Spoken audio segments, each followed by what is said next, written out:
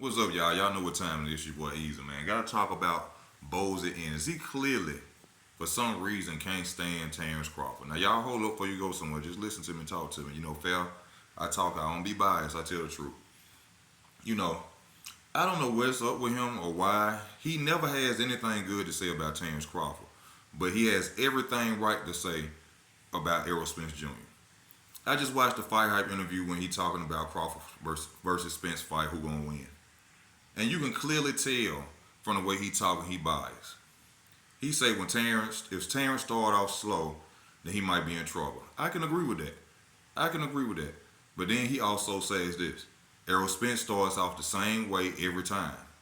Wouldn't that be a problem? If we know that you're gonna come out the same way every time, and you being a boxing coach, wouldn't you have something to say about that? When you say, "Well, hey, Errol, you probably need to come out like this in this fight," that's just saying that's one dimensional, right? That he coming out doing the same thing every time in every fight, but nothing bad to say about him. Also, when it comes to switch hitting, the guy asks, do you think that Bud's switch hitting would be a problem for Errol Spence? No. Errol Spence been doing that since the amateurs. We ain't talking about the amateurs, and we ain't seen no switch hitting in no amateurs with Errol Spence.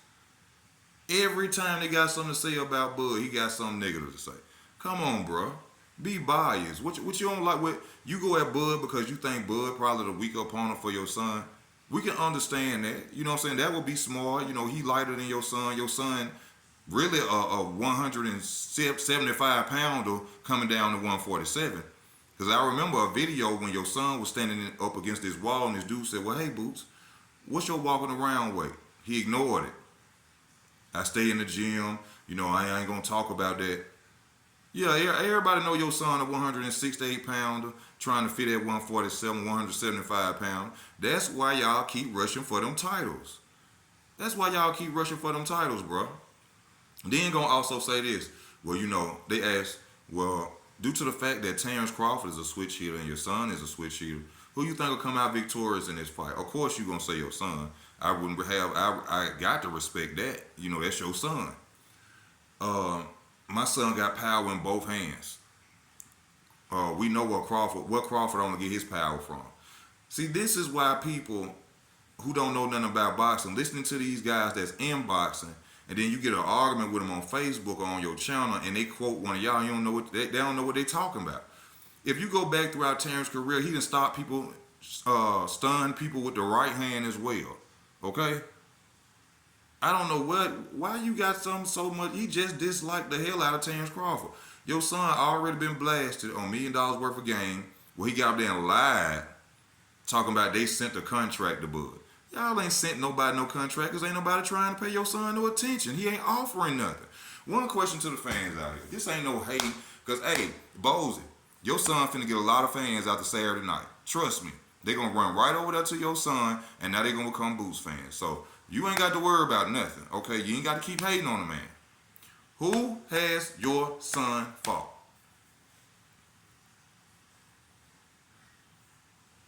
31-0, 30-0, all them knockouts. Name one former champion this boy done fought. Now, last time I recall, your son came out and said he was the best fighter in the world, and he got to fighting with some dude named Karen. Went 12 rounds with him, and then y'all got mad. We didn't even know this dude. This dude came out of nowhere, but your son said he was the best fighter in the world, went 12 rounds with a nobody. Come on, man. Stop all that hate, man. Look, either way it go, which Bud probably retire after this fight or move up, which he already stated. Ain't nobody studying your son, bro. Ain't nobody. Okay, he went out there and beat Villa, who beat Rashidi Ellis. Oh, who was Rashidi Ellis really? And no disrespect to Rashidi Ellis, he do his thing, risk his life, respect to Rashidi Ellis. But he wasn't no former champion or nothing. It just be crazy how they be hate every time you turn around. Bozy Ennis got something to say about Terence Crawford. He don't say nothing. Your son, okay, if Errol Spence win, he a challenger for your son too. Why you don't never say nothing bad about Errol? One-dimensional Errol, flat-footed Errol, no head movement Errol. But you ain't got, he don't never say nothing. Bro, stop hating, bro. Your son ain't finna get no title shot no time soon. Your son don't offer nothing. 30-0, and you can't name nobody he fought for real besides Villa. And that's just being factual, bro. It's crazy. Your son ain't doing all. Tell your son to move up, go to 154, 160 where he's supposed to be at, and stop killing himself to make 147. Now, true enough, if you can make the weight class, you in the game.